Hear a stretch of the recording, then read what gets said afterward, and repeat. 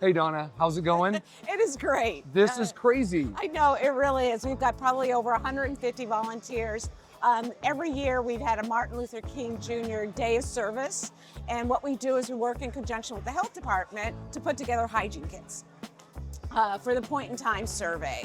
Last year I think there was over 4,000 hygiene kits that we put together. That the health department gets those out into the community when they're doing the point in time survey on the number of homeless in our community, and then the rest go to agencies to hand out throughout the year. But it's everything from socks to gloves to hats to things to eat. Just things that just to keep people warm.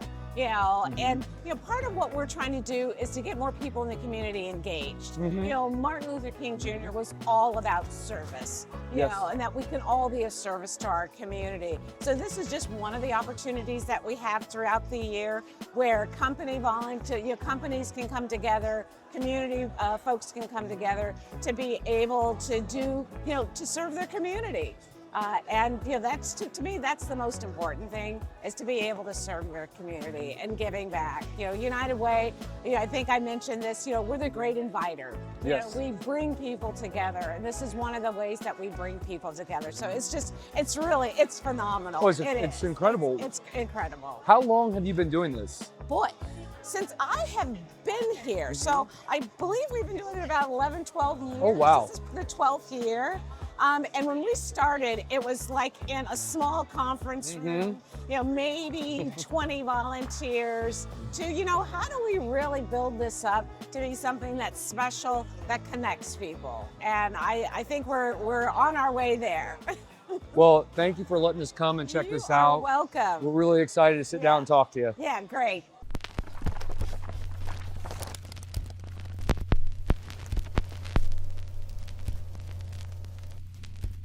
Hi, I'm Reed Fetters with Tacoma Rising, and I'm here with a special guest today, Dona Ponepinto, the CEO and president of United Way of Pierce County. Did I get that right this time? You did. Okay. President goes before CEO, but Did I that's do it fine. again? I Yeah. did it again. President and CEO. Yeah. Mm-hmm. And you'd think I'd look at my notes. Thank you for joining me today. I really appreciate it. Well, it's good to be here. And let's just, kick it out, because I've done some research on the United Way. And I'd love to know more about, what does United Way do for Pierce County? And then I learned a little bit about Alice. Could you dig into that a little bit this morning? Certainly. Well, when most people think about United Way, they think about us as being fundraisers, getting money out into the community to nonprofit organizations. But really, at the heart of United Way is that we are about mobilizing and bringing the community together to really tackle the issues that we care about. And we've been doing it here in Pierce County for 100 years. Actually, this year we're 105. Well, congratulations. Well, thank you. We don't look a day past, 90. But, we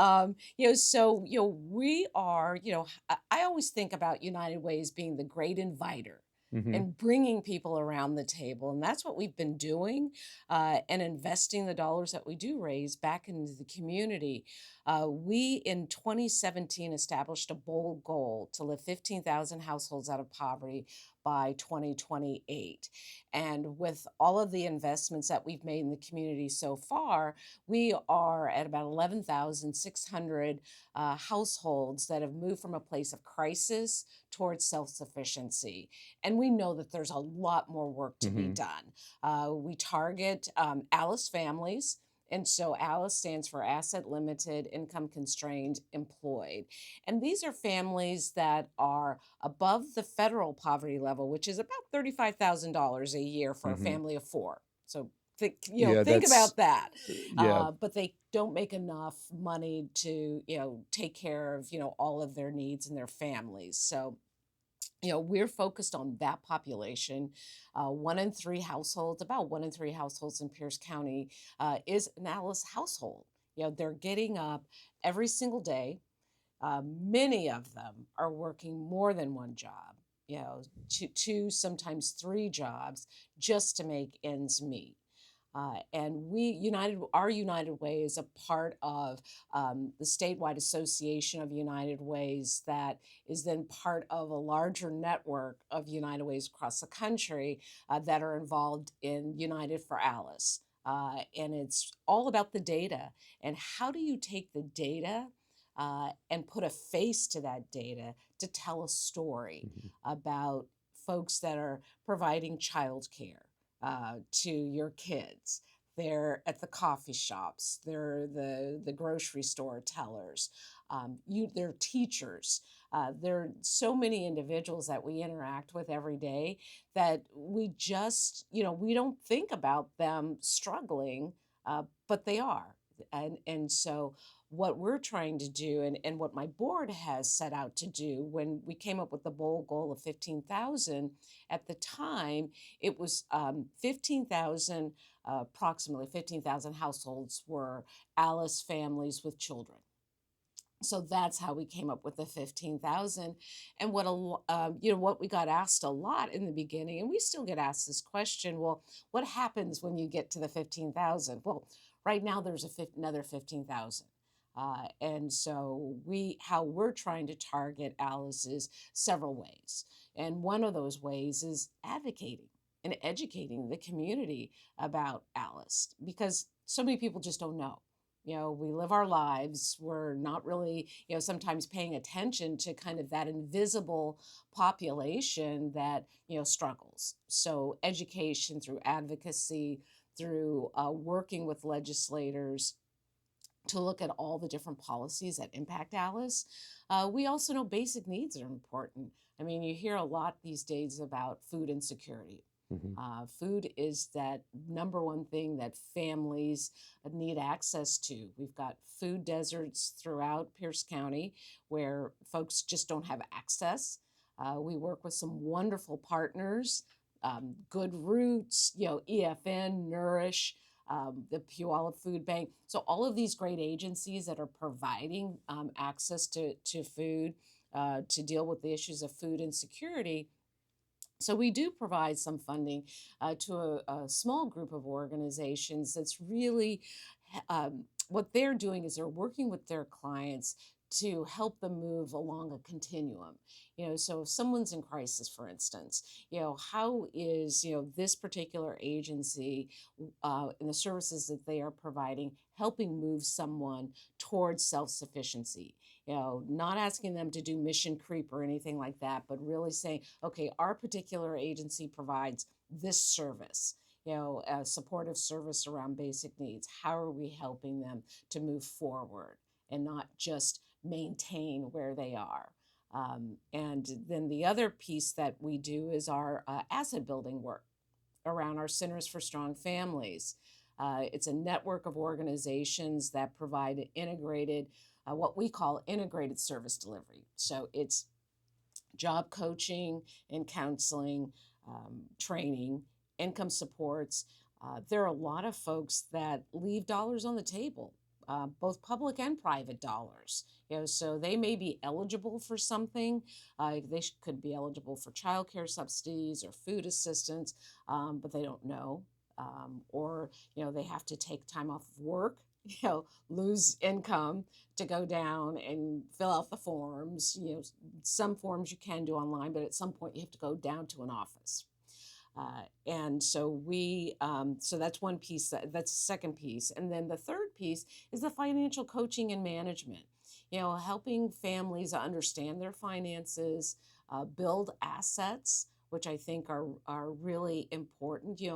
Another misconception is that someone who is low income, low to moderate income, they don't know how to save or build their assets, and we can prove a lot of folks wrong. Mhm. Folks are saving money, Mhm. they're decreasing their debt, they're increasing their income. So the Centers for Strong Families is all about how do you bundle and sequence those services so that in the end families are able to decrease their debt. And we're seeing that they're increasing their assets, being able to buy homes, being able to save. And then we know how credit scores. credit scores are so critical to everything that we Mm-hmm. do. And so many families don't understand that. And helping them to increase their credit scores. I mean, we're seeing on average, oh, I think the last report, and all of this information's online, Mm-hmm. the average credit score increase probably about 50, anywhere from 56 to 63 points on average. And that's pretty significant when you're talking about someone who maybe started off with a 400 or 500 Mm-hmm. credit score point. So we have a group of organizations that we work with. United Way's the backbone, so we provide a lot of the technical assistance, access to a lot of national trainings, funding resources as well, and working with these partner organizations throughout the county to be able to provide these services to, for the most part, they're Alice families. They are. That is a lot of It information, is a lot. which is no, and I don't mean that to be. It's really good, and that's why I'm taking notes because I have several questions because I think 33% is a staggering number, and I if you would have asked me, I would not have guessed that it's 33%. Um, is that number, and I don't know if you know Mhm, historically if it's been going up or down, mhm. but if you do, is that where is that comparable to maybe pre-COVID? Or is the number going up or is it coming down? Yeah, that's a great question because we've seen during COVID. What was interesting is that individuals, you had the different uh, checks, the stimulus checks, and the things Mm-hmm. like that people Yep. received. They received extended childcare benefits that actually lifted people out of poverty. So there was lots of supports. But what we found is that once all of those went away, and even during COVID, you still had about 34% Mm-hmm. of the households in Pierce County were still Alice families. But after all of that ended, what we also are seeing is that poverty is increasing. Poverty was somewhat flat, according to the census, Mm-hmm. for the last several years. What we saw in the 2023 census is that the poverty rate actually went up. Mm-hmm. Number of Alice families, the percentage of Alice families went up. We're now at about 30, when you include those in poverty, we are at about 35% of the households that are Alice. That's including the poverty level Mm. folks. Now, the other thing that we look at is, we know that certain populations are disproportionately impacted. And so when you look at the data, while 35% are Alice, you look at the African American households, it's almost 50% of the African American households in Pierce County are Alice. For the Hispanic Latino households, it's around 40, 44, 45%. Native American, it's closer to 50. It's probably about 49%. Um, so when you look at that, it's like, okay, yes, we need to pay attention to Alice households. We also need to look at the Alice households that are disproportionately impacted as well. So that's something that we take into consideration. I like the approach with that you've approached families with children, and I hopefully I heard that correctly. A stat that I heard, and I don't know how actual, like how if it's exact or how exact it is, but from TPS of their 35,000 students, I think, or 30,000 students around there, 2,400 of them are suffering homelessness of some level, which Mhm. I thought was I had no idea. And for Tacoma Rising, we don't there's certain things, we focus on the business community Mhm. and what we can do to help the business community, and so there's areas that we can focus on. And what it told us or told me was that um, our Kickstarter that we did in November, we took I think 25 high school students and we brought them in and we had them working with entrepreneurs to help them understand how to build business plans, and knowing that there's more out there. You don't have to go to college Mhm. to make a difference. There's so many windows and so many avenues to go through. And at the same time, I found out about the 2,400 homeless students, And it made me think that if we can do things on our end to help kids, school age kids, understand what opportunities are on the other side and that they're approachable. Mhm. Like starting a business to me it's not hard. There's certain things that, running and keeping a business going is difficult. Mm. But a lot of people are afraid to start a business because they don't know how to do it. And so there's avenues that we're trying to get into more on the mentorship to help students get not only understand the process, the opportunities, but also connect with businesses and know that you have connections here in Tacoma that when you get to a certain age and you need some help, you have people outside your group that are there to help, and that's a lot of the things that we're trying to do. Now we obviously we're small and we're trying to uh, see what else we can do. This podcast is part of a season, Tacoma Titans, Mhm. and obviously we're doing the pitch. And we're going to have the 10 young businesses come in, they're going to pitch, and whoever the CEOs and founders select will win $10,000. And again, those are just things that we're trying to do to help. And I'm going to ask you a question that's not on the questions I had today. Okay. Um, where for a group like for us, like Tacoma Rising, and now that I'm hearing more about these gaps and these percentages, what can we do to help more with the idea that hopefully the mentorship programs are a step in the right direction? But I feel like there are things that we could probably do more. But are there ways that we can partner with United Way that could help you guys or could put us in a different direction? And I know and you can answer that later if you want to think about it, but I just, maybe you have an answer now, but I just wanted to throw Yeah. that out there.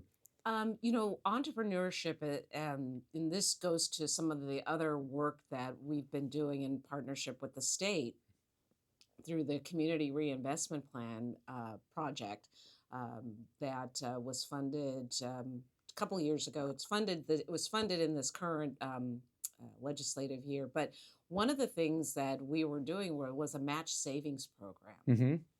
And so we were able to receive dollars from the Department of Commerce through the United Ways of the Pacific Northwest to help individuals uh, be able to save money for for their business, for housing, down payments, transportation, and education. So it's those kinds of efforts where you get someone motivated enough to save, because we matched up to $10,000. The funding that we had, but also too getting young people engaged, letting them know. It goes back to the awareness, like working with Workforce Central. And I Mm-hmm. don't know if you've connected with Workforce Central, but Mm-hmm. they target the youth population and have a lot of programs geared towards youth. And so it's bringing an awareness to some of these programs that are out there to support young people. Now, our program, was more focused towards probably that 18 and above age range. But most individuals saved to enhance their business, to start a business. Well, they had to show that they had a business license and a business plan. So I think things that organizations can do to help would be being able to provide that kind of support to young people. Bringing in someone like you talked about that can do this is how you write a business plan. These are the things that you need to think about. Removing some of those barriers to getting access to capital, which is the hardest thing for some to do, and to be able to access. How do you go about getting a loan? Where do you go? Do you work? What type of financial institution do you work with? And I would say even more so for young people of color. How do you make sure that that it's all about everyone having Mm-hmm. opportunities, right? And Yes. making sure it's removing the barriers. And Right. so, how can business leaders, volunteer their time Mm-hmm. to help a young person, get to know what it's like to run a business, what it's like, the challenges, not just all the good things. So that's off the top of my head. Those are some of the things Mhm. that I can, think It of that's really positive to do. This, conversation is just opening up so Mhm. many, doors right now. I just spent last night writing um, an accelerator program this Mm. summer. We're putting together in partnership with, Tacoma Public Schools. We're gonna try to bring in 25 Mm. students and do an 8-week program, and we're gonna try to teach them different aspects, tools of business, and, they have to with the Jobs 253 program, they'll have to have a business that mentors Mhm. them. But we're going to have an urban work market here Mhm. for 8 weeks out in the lobby, and they're all going to represent their business downstairs. But every morning, they're going to start with an hour-long presentation of something to learn a tool so they can utilize Mhm. that day and help the business, but then learn something. And it's really interesting because um, I think where what I find interesting is that finding a way that you can provide an opportunity for a student to learn and a business to gain something out of it too, so they feel like um, I, not that they wouldn't want to just come in and mentor, but if the business can give them something to work on that they benefit, and so does the student, that's a huge just connection point. And I feel that, and I've talked about this a little bit over the last couple months, but higher education and business, I feel like as they've grown apart over time to where students graduating from college and I know this is a different uh, aspect, but I feel like as they've gone through all of these steps and they graduate and they can't figure out how to get a job. AI now is creating this filter where it's even harder to get to someone on the end. And some of the things that we think can solve for that is connecting businesses to students early and get those connection points and providing those opportunities on a real life scenario. And those are things that we found have been really interesting, just to kind of move forward. But the biggest surprise, and I shouldn't say surprise, but what I've loved the most is the response from the business community. How many businesses have been willing to come in and help and mentor? And I'm sure that's happening with things that you guys are doing too. But I felt like once we started getting in the avenue, we've been seeing a lot of people donate time and come in and help support the students, and it's been really exciting. And just as we've seen the different evolution of when we work with high school students, college students, and young professionals, people come, businesses come, and it's been cool to watch these relationships develop. And I've gotten off topic a little bit because I've been. It's just exciting to hear the programs that you're doing that I feel like there's a lot of connection points and things we're trying to do, and I just didn't know because I haven't. I'm still learning about all the things that are happening in Tacoma. Anyway, jumping back to while you're here, can you talk a little bit about the day in the life of a president and CEO for the United Way of Pierce County? Okay, the day in the life. I can only imagine based on all the things that you just told me. Well, and I have a great team. Hmm. So they're doing a lot of the working with the partners, different partners directly.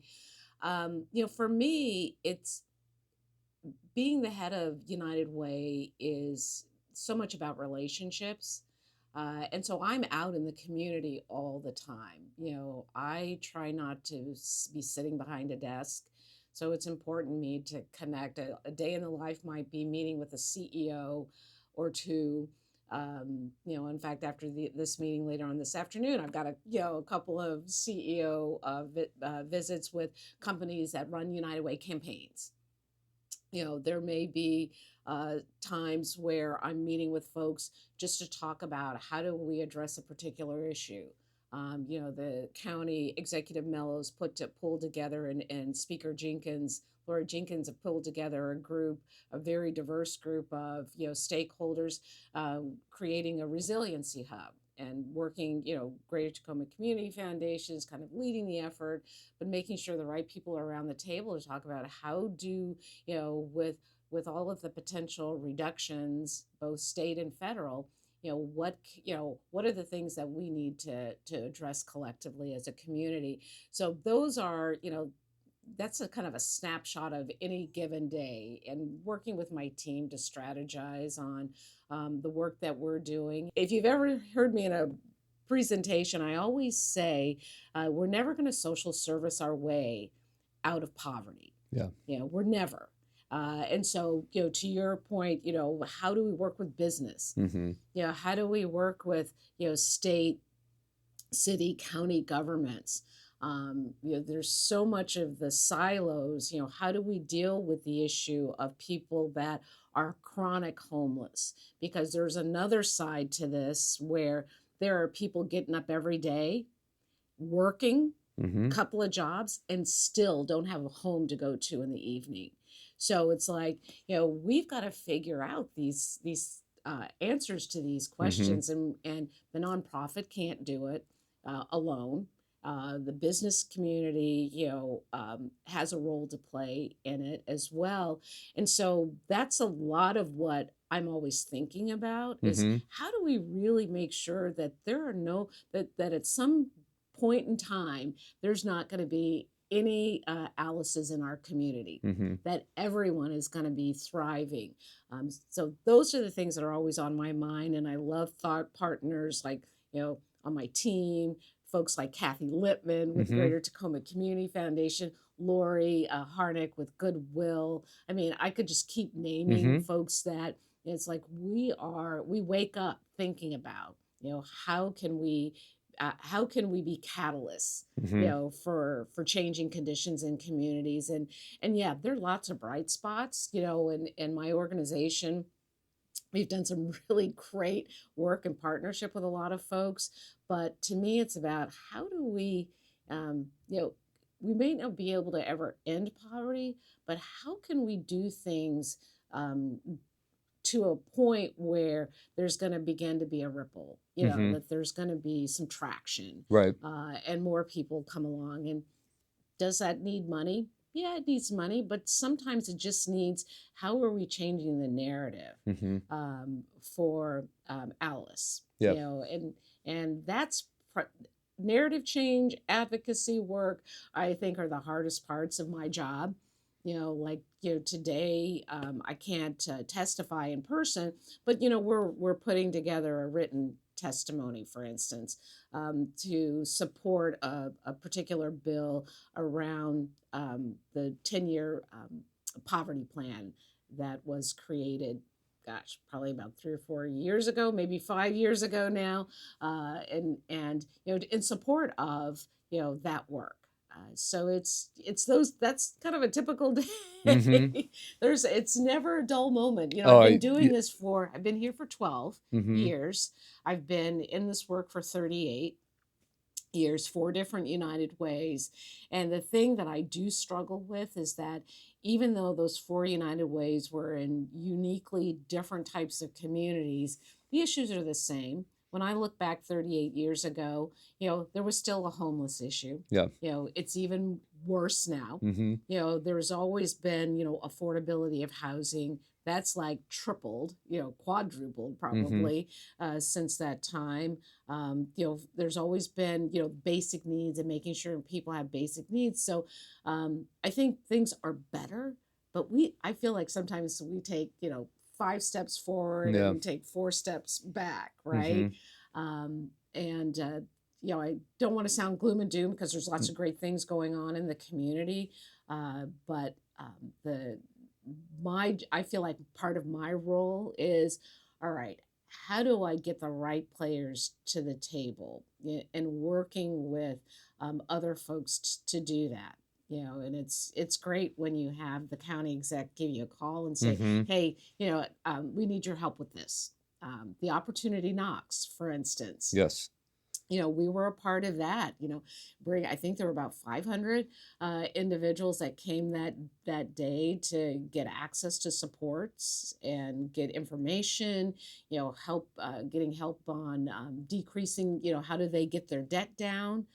So it's doing things like that that really give me energy in the work that I'm doing, for on behalf of Alice. Mm-hmm. Well, it's listening to you is really inspiring. And so and I mentioned Kwabi Amoa Forson. He has an office here in the co-working space, Mhm. and he and I talk at least once every couple weeks about what he's working on. Um, and one thing that I've been looking into, we had we got involved with the elections this year a little more, and we started looking into just some of the issues in the city. Homelessness is obviously one. Um, Affordability is a big one too, and that's statewide. All of this is statewide, and it was the question to me is how do we turn the arrow? Just turn the arrow. Like how do we get homelessness from going up to start to going back down? Like how do we just flip it?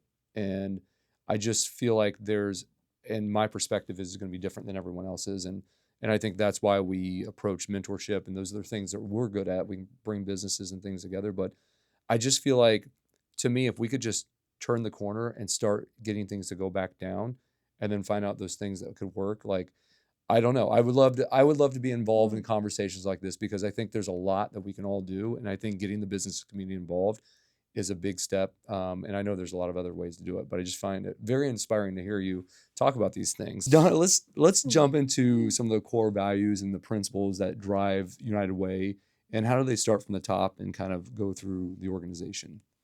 So one of our core values, and one that's very important to me, is, and I've talked about this a little bit, is just that the collective power of community to get things done. Hmm. That when I'm thinking about how to address something, when we're talking about a potential new project program, I'm always thinking about who else needs to be at the table. And the beauty and the magic to United Way is the intersection between the public, private, and the nonprofit sector. That's how we make things happen, and so that's kind of a guiding light for me. I think the other piece of it is, the transparency and the accountability to the donor. We're using donor dollars to invest, and donors are entrusting us to do Hmm. that. So how are we, collecting the right kind of information to show, these things are working? These are the kinds of this is how we're investing your dollars in the community. And how are we being innovation is really important. How are we thinking about, our Centers for Strong Families, for instance, taking that to the next level? What does that look like? Another guiding principle, and I think this, I'm not sure we always did it, but is really keeping the folks that are being impacted in the middle, and making sure that we get the voices of those with lived experience. Um, I can think back in my early days with United Way, way, way back when, where, you look at the people around the table making decisions, making assumptions about, what people are experiencing, putting their own values, on populations that we were serving and are serving. And, it's doing such I think, a disservice. And so the longer I've been in this work, to me, it's so important to actually talk to Alice families, to have them be a part of the discussion, to have them help in the solutions. We did that with our cash as a strategy. We were part of a uh, don't like to use the word guaranteed income because that bothers individuals, but it was cash, putting Hmm. cash into families hands, Alice families, and having them come around the table and say, okay, these are the barriers that we're facing, and how do we help them with those barriers? How do we work with the state? How do we work with the county to help remove some of those barriers for families? So, having that lived experience voice, I think, is really important to have around the table. And then, this whole issue. And I know there's certain words that concern people, but equity is really important. it is really important to make sure that people are included, that they belong, but that we're making sure that every person has opportunity. We get up, fighting for every person in every community here in Pierce County, and quite frankly, across the globe. Because there are 1,100 United Ways across the United States and 35 countries, doing this work every day. So that's kind of what grounds me is that this collective energy in a community is what's going to make that lasting change for families. I think community is should be a driving force in everything that we do. Um, Through the different avenues that I work in, everything is about community working together. And that's probably from years of playing sports growing up and just working as a team.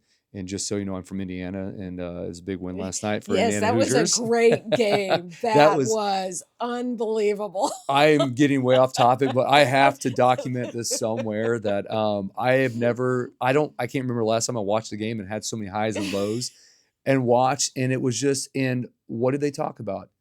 They didn't talk about one individual. He talked about the Heisman being a team win, Yes. and he talked about a team together and they worked as a team. And that is like, we can learn so much Mm. from just that. And being a Hoosier myself, it was just incredible. But That was. just talking about that and just how they looked, how they had success, they did it as a team and they did it as a community. And Tacoma Rising, urban work, all the things that we do, we really focused community. And another thing you talked about is opportunity. Um, and this is a different type of opportunity, but I feel one our thesis this year was how do we position Tacoma Rising to be the number one place to do business in the Puget Sound. And when I moved into town 6 years ago, I heard potential. Tacoma has potential, but never gotten there. Well, I think Tacoma has a lot of opportunity, and I think Tacoma is a place where you can go as a small business. I think it's more affordable than certain other areas. It could be a lot more affordable, but opportunity is a word that I keep using around Tacoma. And if we can keep pushing and making more opportunities, and that's obviously what we're trying to help with that with Tacoma Rising. There's a lot of people working on that, but those two things that you mentioned, community and opportunity, are things that we gravitate towards. But I think they're so important, and I don't think you could have. I mean, there's a lot of other important things, but those are two that we can definitely relate to because I think those are so important. Not just, I mean, Pierce County, the state, Washington. Um, anyway, I'll go on and on about that. Um, but let's, as we kind of talk about opportunities and we talk about community, can we dig into some of the some of the success that you guys have seen, or some the good that United Way has just found from the things that you've been working on? Just anything positive? Can you mention some of those that Yeah. our audience would love to know about? Yeah, lots of positive things. I've talked about the Centers for Strong Families work. Our cash as a strategy. We believe, and there's a lot of research out there that says putting, a small amount of cash into a working family's hands can make such a difference. Makes save for an emergency. Put food on the table. Pay a car repair bill, take their kids to the movies, whatever that might be. But unconditional cash, really, the research shows that unconditional cash actually helps people move out of poverty.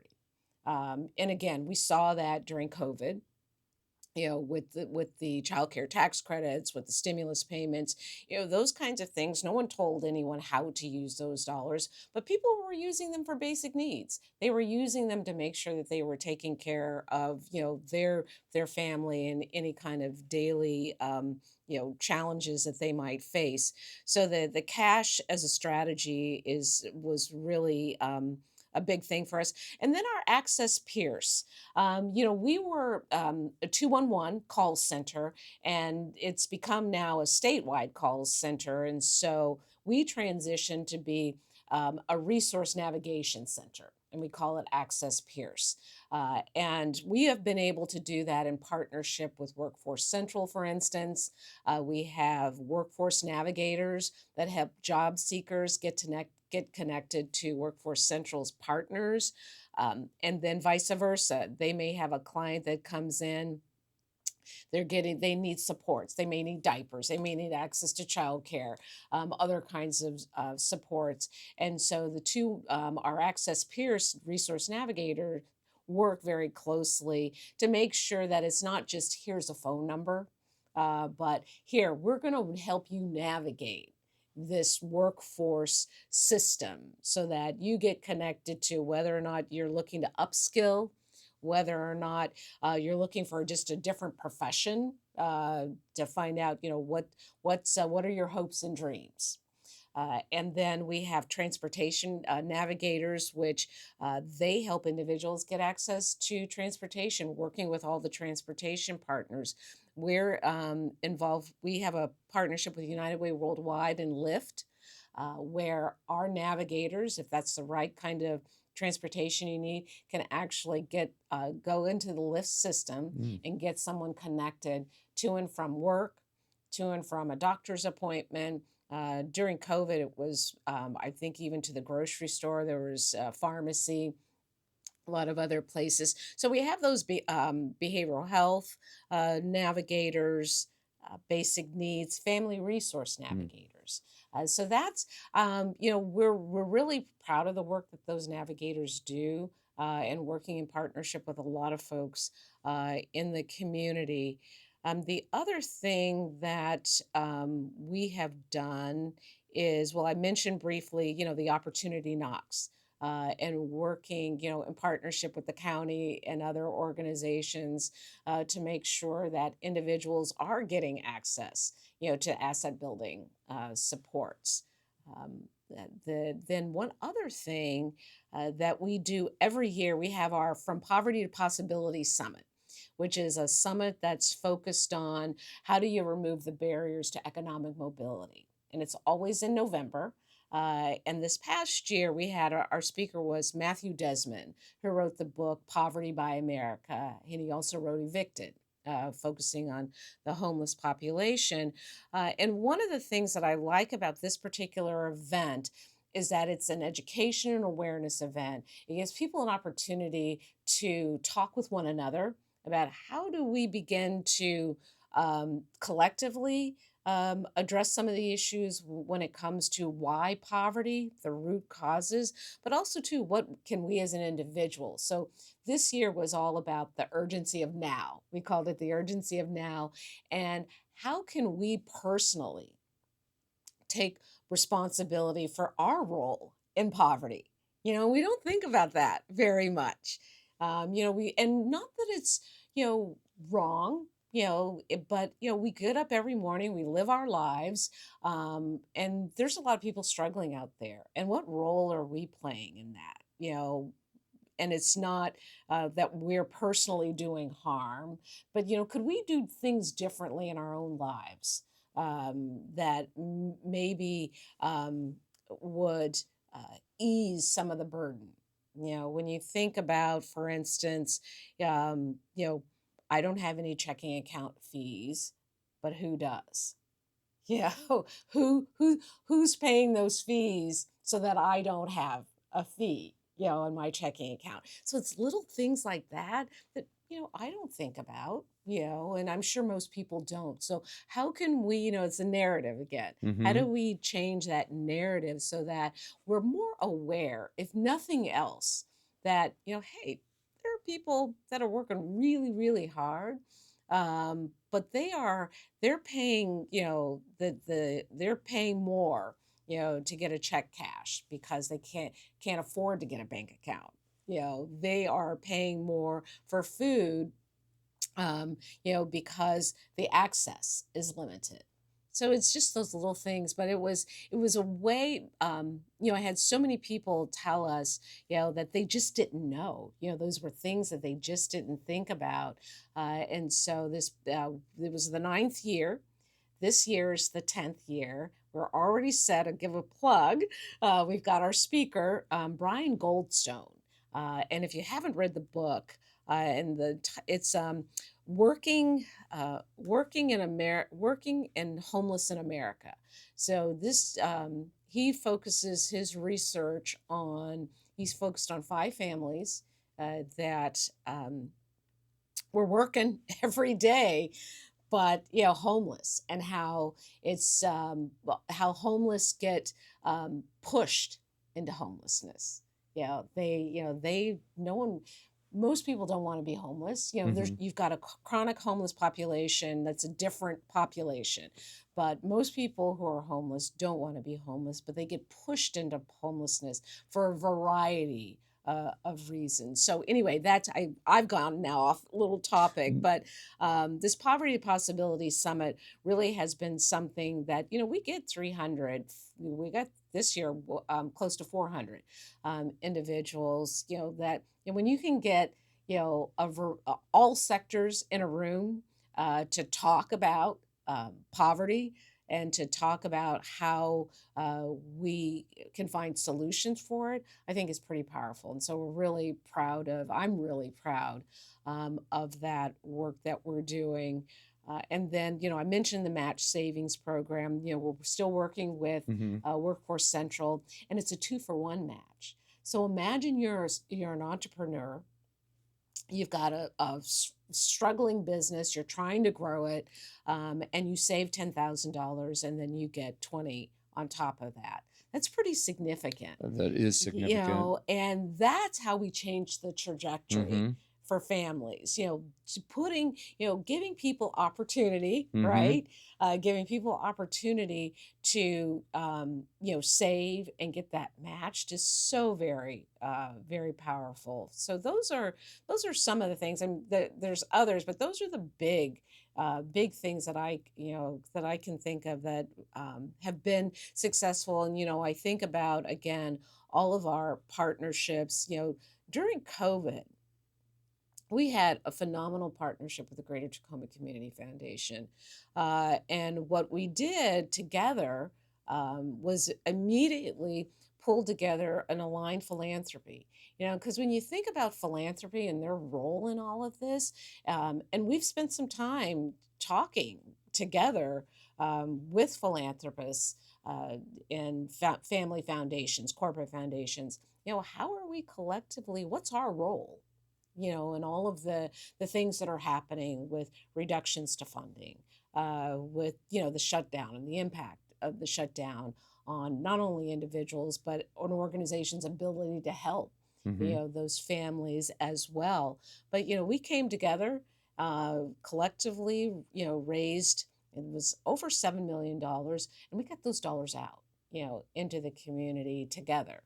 Giving your time. Yeah. You said being a mentor. Mm-hmm. They're taking an opportunity to help someone, Mm-hmm. even if it's a small amount of time, Right. could be the net, like it could matter at some Mm-hmm. level. And uh, I think that's a really good point. And I think as we're looking for mentors and as we're doing these programs, I think that's a really good Mm-hmm. way to help folks understand the impact, Yeah. because someone may not understand that giving someone a little bit of time of your time could help them make a decision that could impact Mm-hmm. their next direction where they go. This is off topic, but we had our Kickstarter in November, and we had 5 teams. And I one of the teams was food focused, and so basically we had 2 entrepreneurs come in, and they had 5 high school students, and they had to create business plans, and then they pitched them to the public, and we had judges and stuff, and there was a winner.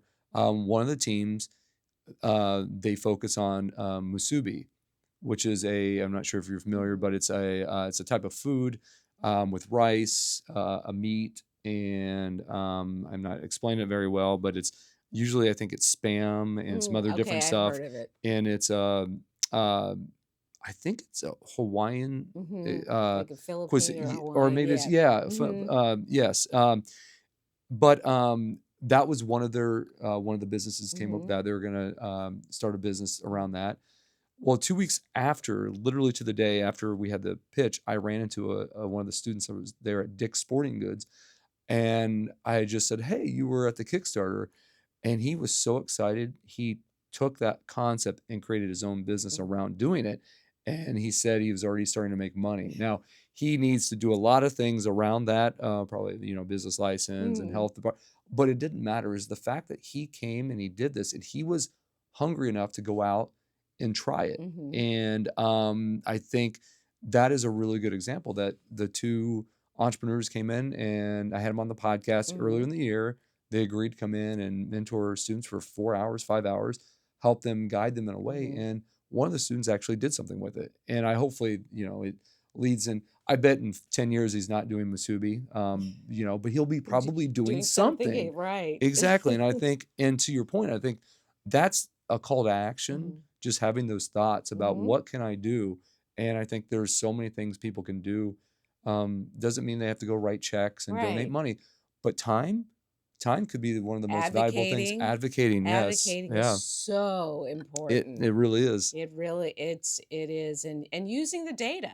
Yep. I mean, when you're equipped with Alice data Mhm. and you go to your legislators or you go to city council or county council, nothing's more powerful than saying, here, you know what, in your district, you've got X percent, Mhm. of Alice families.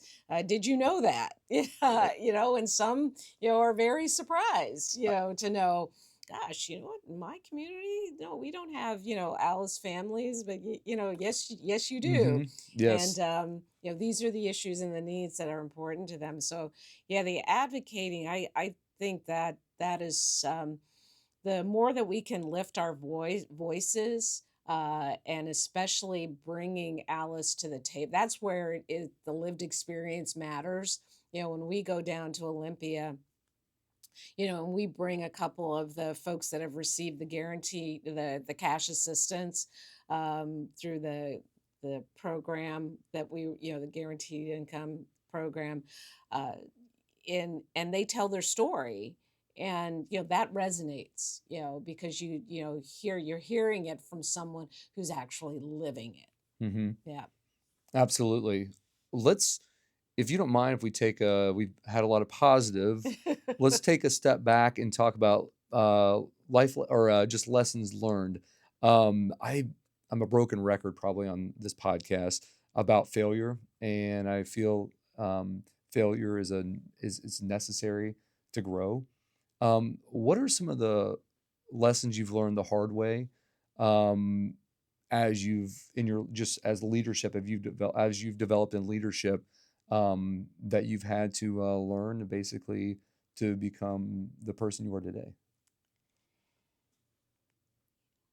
I I thought a lot about this question because I think about my early years Mm-hmm. in managing and leading teams, and not always the lesson well, the hard lesson I learned, I think, is, not stopping to always pay attention to everything around me. I'm a very focused person. So Mm-hmm. it's like for me, there's an urgency to our work. I mean, since day one that I've been with United Way, this is about community.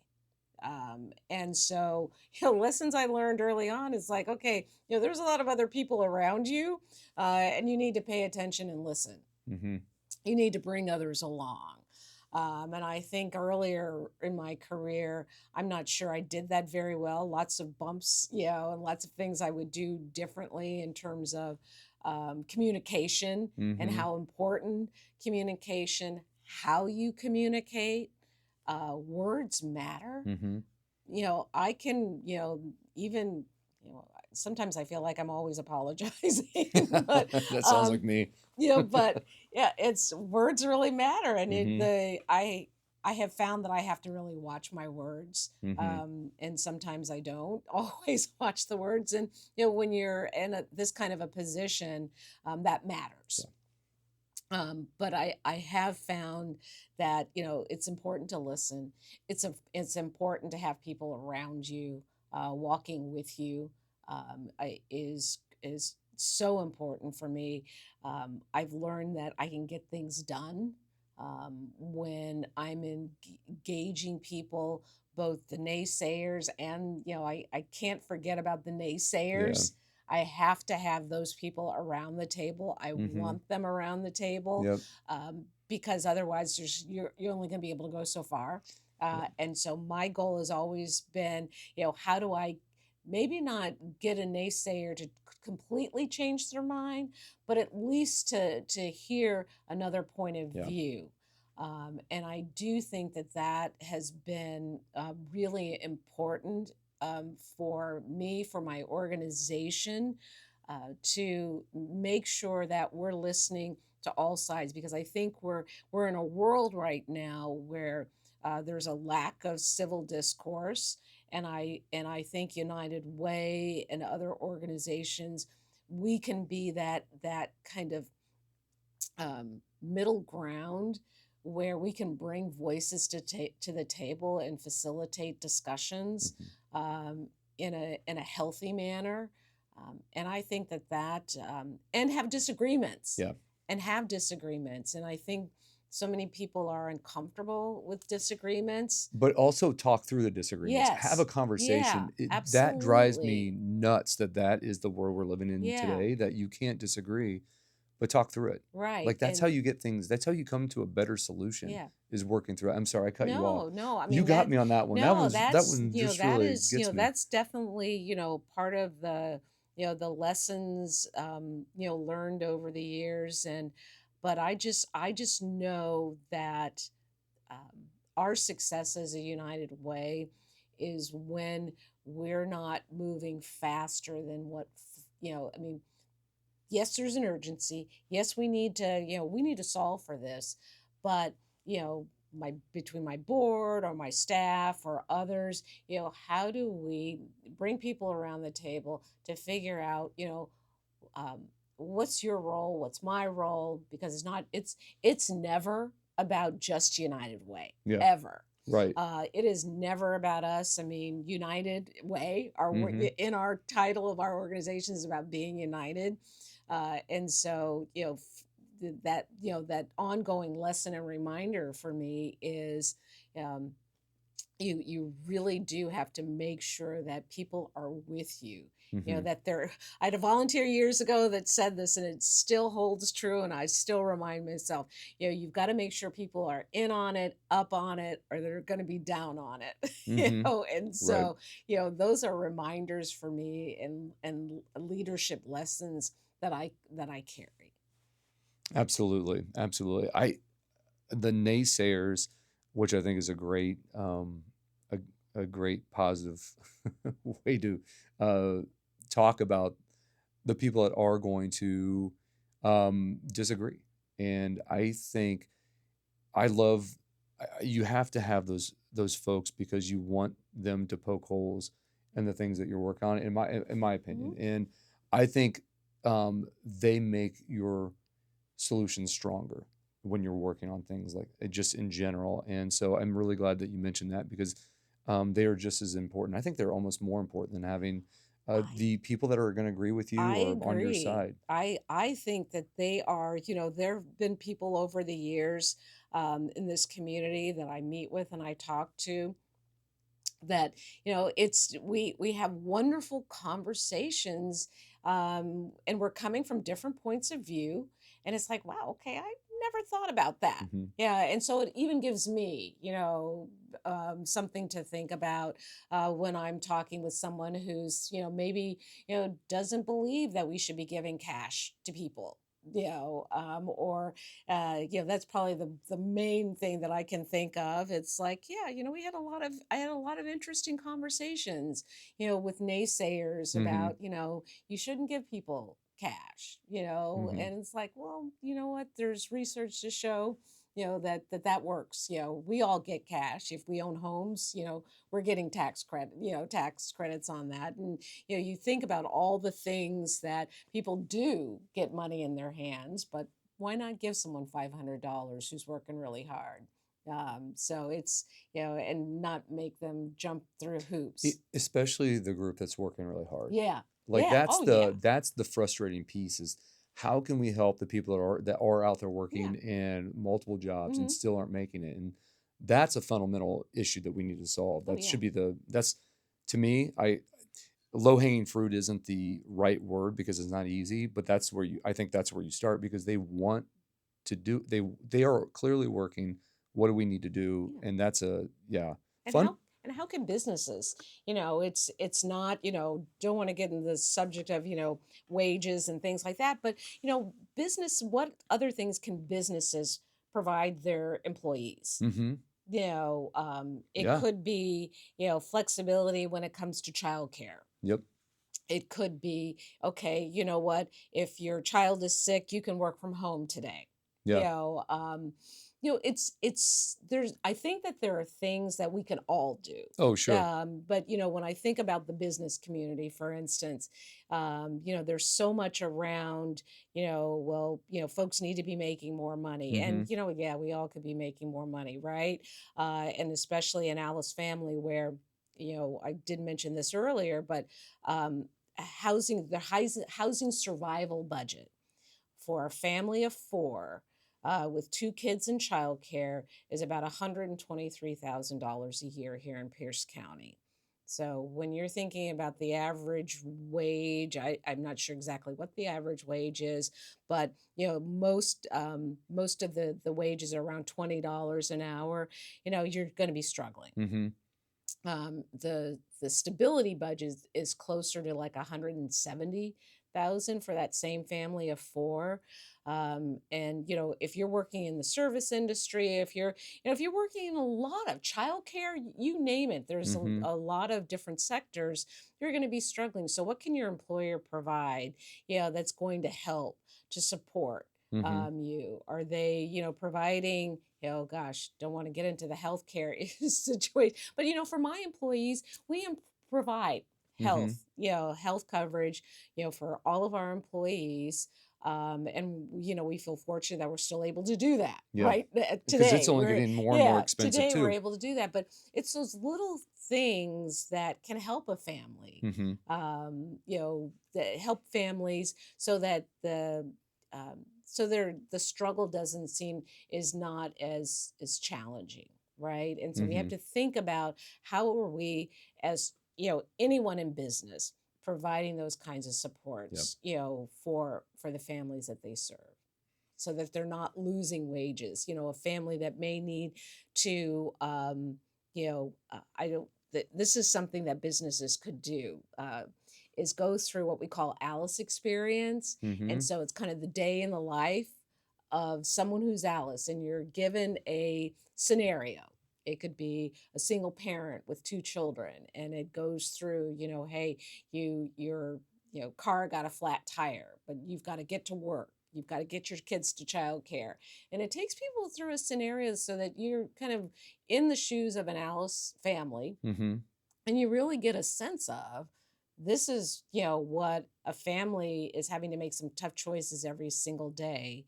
And hopefully it gives employers, of both public, private, and nonprofit sectors, an opportunity to really think about, okay, what can we do as an employer to make sure that a situation like this happens, how can we help this family? Perspective. Yeah, Mm-hmm. exactly, exactly. I love that. I think everyone should be doing that. Some empathy. Hmm. Live the Yeah, live the day in the life of your employee yeah, or or someone, yeah. and it'll give you some perspective. Hmm. Last question. What keeps you hopeful about the future of Tacoma? I think we've been kind of talking about it Mm-hmm. throughout opportunity. Mm-hmm. I've been here 12 years, and I had never been to this part of the lived in this part of the country before. And what I found is that this is such a caring Mm-hmm. community.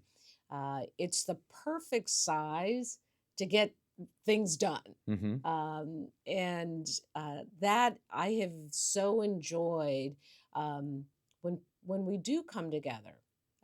And whether it be COVID, or the shutdown, or any other thing that's happening, in our community, that's what makes me hopeful, is that people are willing to come to the table. I think where the work is okay, we can come to the table and we can have all these great conversations and we can be, philosophical, um, and all of that. But for me, it's like, what's the action Hmm. going to be? And so I see us more and more taking action, Hmm. as a community, and I think that makes me very, very hopeful, about, the future of families. We all want the same thing, Hmm. and that's, it's, from, be it, Tacoma Rising to the Chamber to the EDB. We all want families to have opportunity. We want a community that's thriving, and we all have our lanes. At some point, got to figure out, how do those lanes cross over, Yeah. so that we actually can see, be able to envision, a future where everyone in this community, has that opportunity and is thriving. I couldn't agree more. I have to say this was a very inspiring conversation, and I really appreciate you coming in today and sitting down with me. Well, thank you. Oh I my gosh. I gave you a lot of information. Well, you got me. I can tell you, I've never taken so many notes on a podcast before, and it's in a very, very good way. It just gave me so many things to think about, and as we were talking, my mind was already moving forward to what we can start doing and some avenues we can start looking in, that we're not in yet. So I really appreciate that, and I really, again, thank you for your time today. Well, you're welcome. Thank you for inviting me, and look forward to other opportunities for us to work together. I really hope so. And coming up is the pitch, and that's Yes. coming in February. So I'll be Yes. seeing you then, Yes. there in about a month. Yeah, I will be there. All right. Thank you. Thank you.